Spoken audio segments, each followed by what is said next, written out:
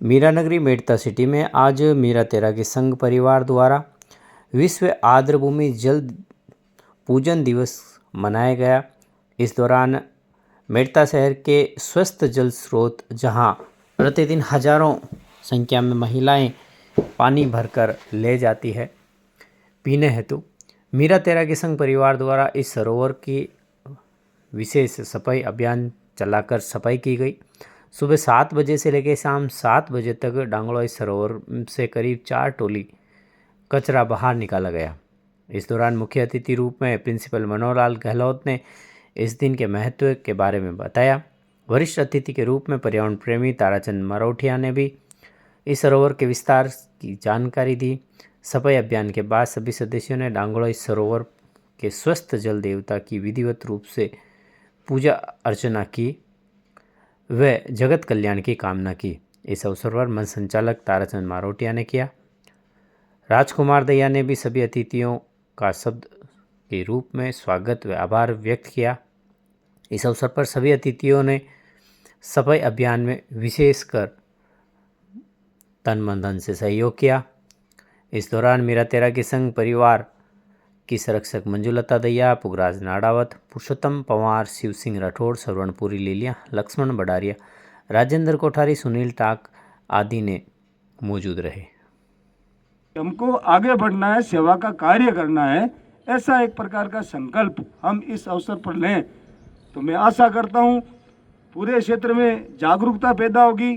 जितने भी जल संसाधन है उसकी देखभाल होगी, रक्षा होगी और आगे आने वाले समय में निश्चित संगठन के द्वारा, मीरा तैराकी संघ के द्वारा साल भर का एक कार्यक्रम हमारे को बताने का प्रयास किया, जिसके माध्यम से हम जो जल हैं उनका संचय भी कर सकते हैं, प्रबंधन भी कर सकते हैं।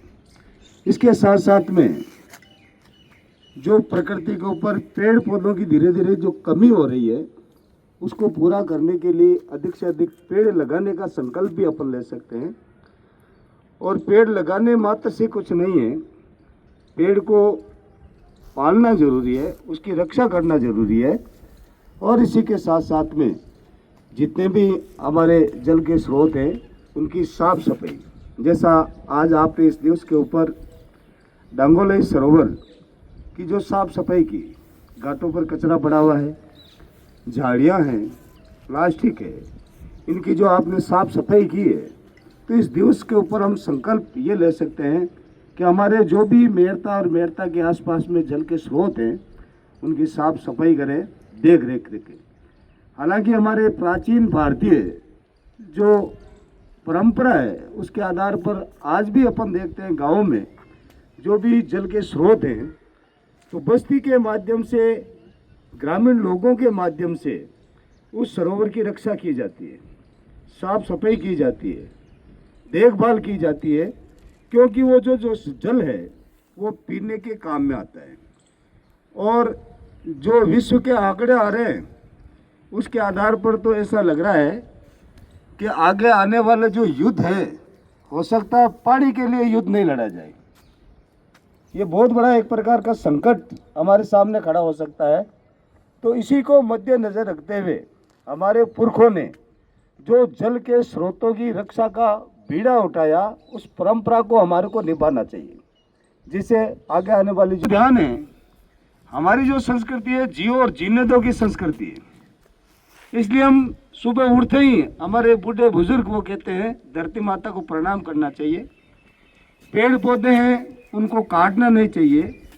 पीपल में हम बैसाख के महीने में हमारे घर की महिलाएं सींचने का काम करती है, क्योंकि ये सब वैज्ञानिकता से जुड़े हुए हैं, इससे हमारे को जीवन की प्राप्ति होती है। इसलिए और इसके साथ साथ में कई हमारे विरोधी षड्यंत्र भी रच रहे हैं।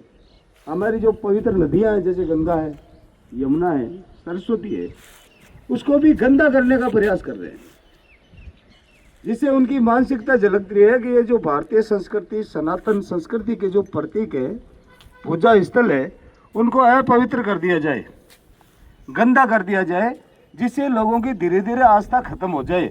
ऐसा एक प्रकार का भयंकर षड्यंत्र चलता है। तो हमारे को इस अवसर पर जागरूक होने की आवश्यकता है।